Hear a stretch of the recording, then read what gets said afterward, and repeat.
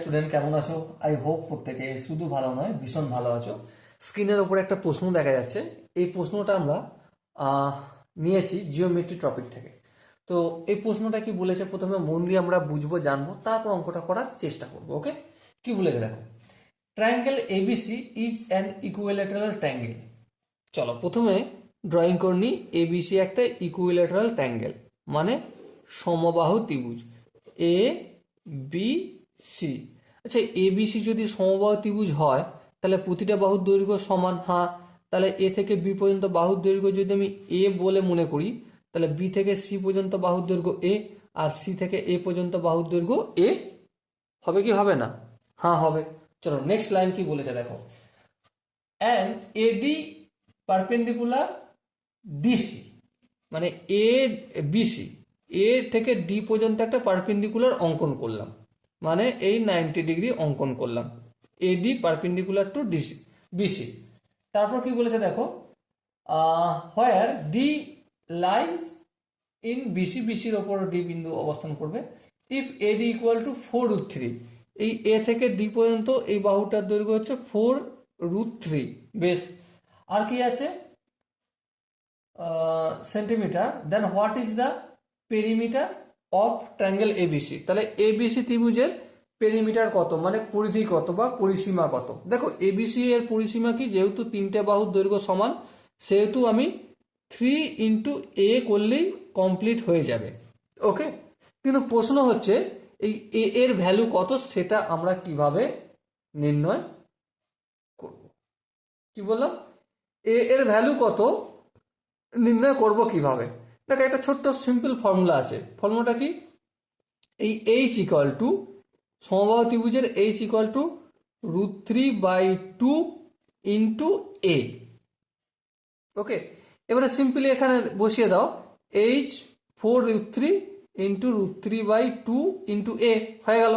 এবারে ওপরেও √3 নিচেও √3 কেটে গেল, দুইটা এদিকে গেলে কি হয়ে যাবে, 4×2 = 8 হয়ে যাবে। সো এ এর মান 8 পেলাম, আর 3a এর মান কত হবে, 3×8 = 24 সেন্টিমিটার হবে। বুঝলাম, কিন্তু এখানে যে কনসেপ্টটা আমি লাগিয়েছি এইচ ইকুয়াল টু √3/2 ইন্টু এ, এই কনসেপ্টটা হয় কেন আসলো এটা আমাদেরকে ভালো করে বুঝতে হবে।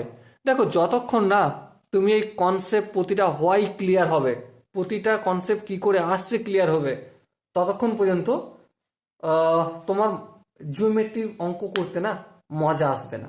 তো চলো, মজা যদি আনতে চাও ভিডিওটা শেষ পর্যন্ত দেখতে থাকো। ওকে, চলো প্রথমেই একটা ত্রিভুজের তিনটে কোণ যখন ইকুয়াল হয়, তিনটে বাহু যখন ইকুয়াল হয়, কোণগুলো কত ডিগ্রি করা হবে?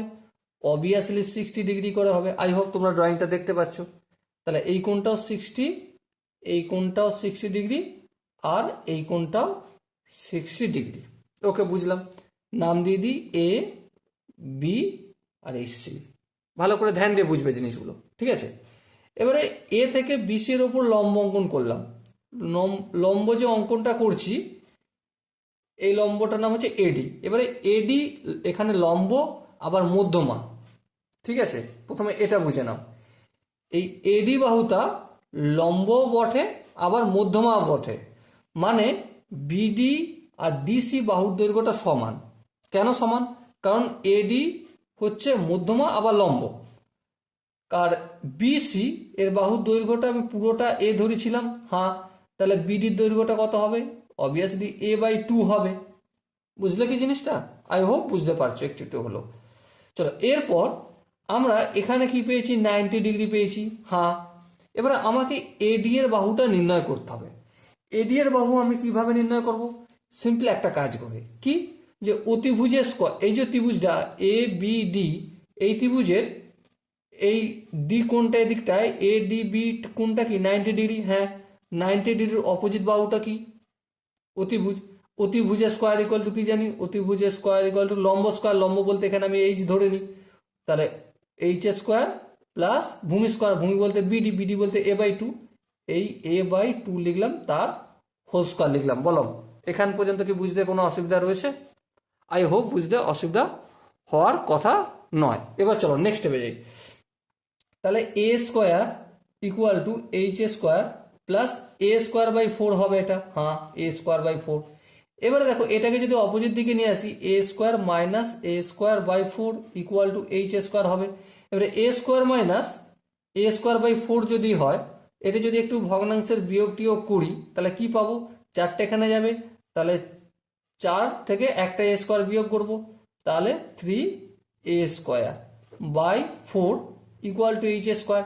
স্কোয়ারটা এবারে একটু হটাই যদি, তাহলে কি হবে, √3 into a by two equal to h. দেখো এইচ এর ভ্যালু কত পেলাম আমরা, √3 বাই টু ইন্টু এইচ পেলাম। তাহলে কিভাবে আসলো এই হোয়াইটা তোমাদের মনে কি ক্লিয়ার হয়েছে? যদি হয়ে থাকে তো ডেফিনেটলি চ্যানেলটা একটা শেয়ার আর লাইক সাবস্ক্রাইব করে দাও। আর যদি না হয়ে থাকে তো ডেফিনেটলি তোমরা কমেন্টে জানাতে পারো যে না দাদা এখনো বুঝতে পারছি না, ডাউট রয়ে গেছে, আর একটু বেশি এক্সপ্লেনেশনের দরকার আছে। ওকে, সো ডিয়ার স্টুডেন্ট, দেখা হচ্ছে পরবর্তী সেশনে। ততক্ষণ পর্যন্ত ভালো থেকো, সুস্থ থেকো এবং জয় হিন্দ।